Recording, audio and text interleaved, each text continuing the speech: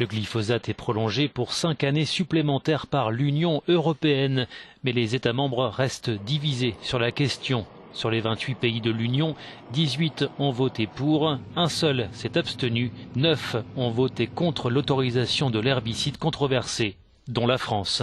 Le président Emmanuel Macron a annoncé une interdiction dans 3 ans maximum du glyphosate, un délai jugé suffisant par Paris pour trouver des alternatives à l'herbicide de Monsanto.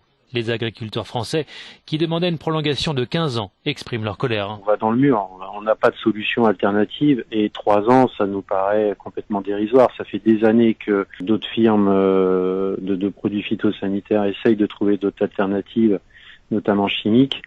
On n'en trouve pas. On interdit le glyphosate très bien, mais on va importer des produits qui sont badigeonnés de glyphosate, mais 10, 20 fois plus que ce qu'on fait en France, et ça choque personne.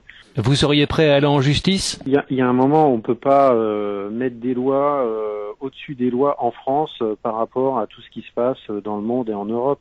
Pourquoi il faudrait que les agriculteurs français payent des décisions complètement arbitraires de l'État? Donc peut-être que la seule solution de se faire entendre, c'est d'aller en justice, pourquoi pas.